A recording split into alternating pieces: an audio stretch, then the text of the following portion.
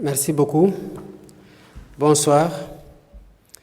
Donc, je viens de m'entretenir avec mon hôte et sa délégation, le président Charles Michel, à l'occasion de la visite qu'il a effectuée au Sénégal jusqu'à demain.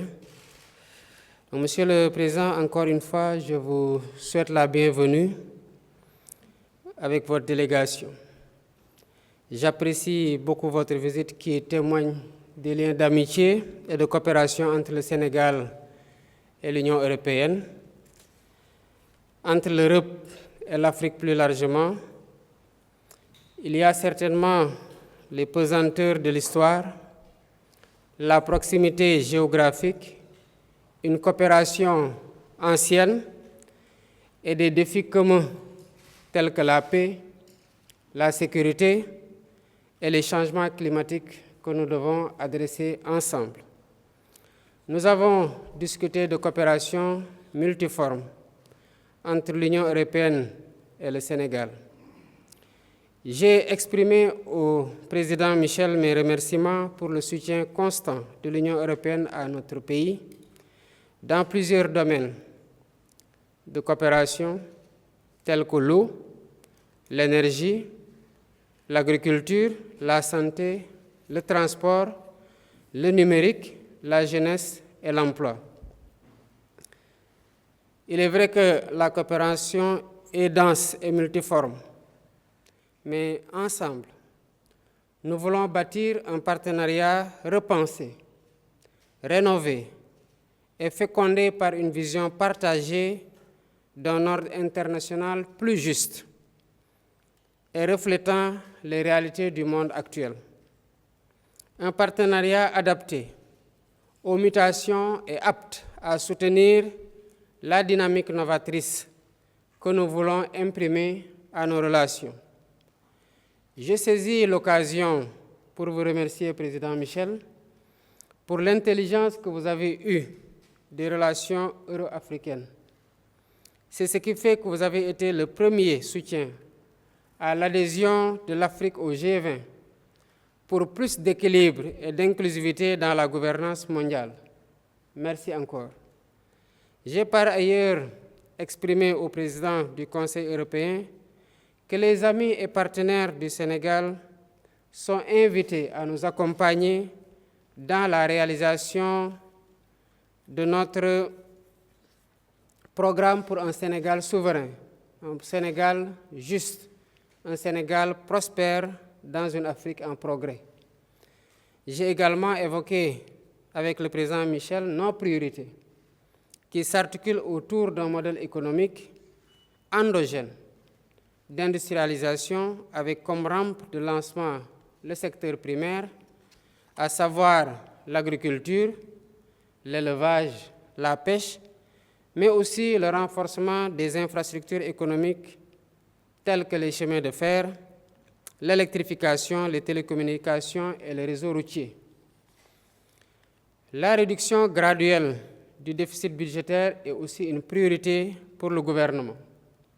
Comme vous le savez, elle passera par l'amélioration de la qualité des dépenses publiques, une fiscalité plus efficace pour une meilleure mobilisation des ressources intérieures, un mécanisme de paiement de l'impôt là où se crée la richesse et une lutte contre les flux financiers illicites. Les investisseurs européens dont les entreprises ont des compétences avérées dans des secteurs divers sont les bienvenus.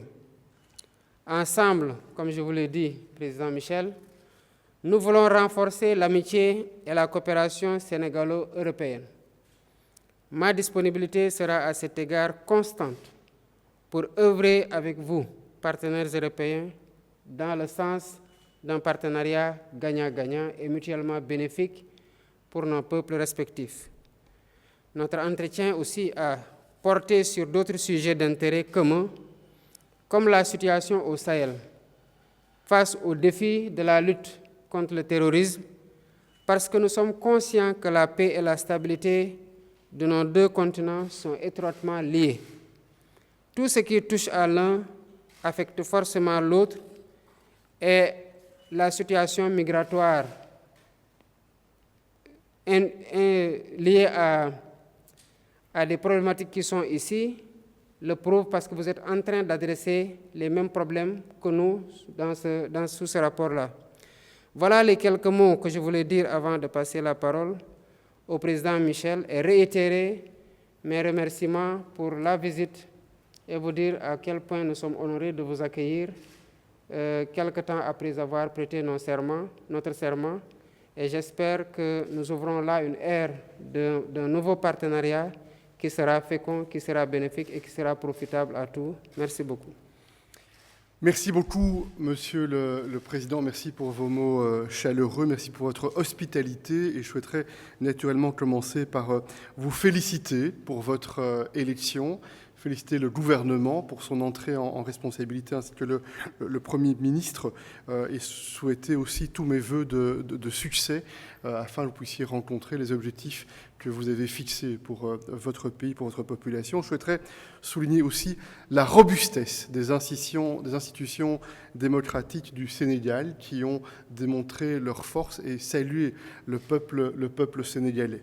Nous avons eu l'occasion, effectivement, d'avoir une bonne conversation, un bon échange extrêmement fructueux qui a permis de constater que nous avions une ambition commune de travailler pour un partenariat bilatéral de qualité, fondé sur deux principes clés, le respect et la confiance. Et l'un va naturellement avec l'autre. Et ce premier exercice, cette première rencontre, traduit, je le pense bien, cette notion de respect et de confiance. Nous avons abordé dans le cadre bilatéral les différents piliers pour lesquels nous pensons qu'un travail additionnel, des impulsions supplémentaires sont nécessaires. Soutenir l'économie productive, les infrastructures, la formation professionnelle, la formation technique, adresser aussi des sujets lorsqu'il y a le sentiment que les sujets doivent être abordés, on ne doit pas le redouter. Dans le secteur de la pêche et des ressources halieutiques, par exemple, regarder quels sont les faits, voir de quelle manière on peut, si c'est nécessaire, apporter des améliorations de part et d'autre afin de rencontrer un certain nombre de préoccupations légitimes. Et nous pensons en effet que la responsabilité de l'Union européenne, c'est d'être un partenaire loyal, prévisible, sans aucun agenda caché, parce que nous avons un intérêt très, très objectif à ce que le Sénégal puisse rencontrer les défis auxquels vous êtes confrontés, le défi du développement, de l'émergence économique et de l'amélioration des conditions de vie pour les populations. Et on voit bien le lien avec les questions de migration, y compris illégales ou illicites, qui traduisent en réalité cet espoir d'aller de l'autre côté de l'océan ou de la mer pour chercher un avenir meilleur. Nous pensons que nous devons soutenir les efforts pour adresser ces causes profondes et pour traiter ces sujets de migration illicite et régulière. Puis, nous avons aussi abordé un autre sujet, c'est la question de la stabilité et la question de la sécurité et la question du cadre régional.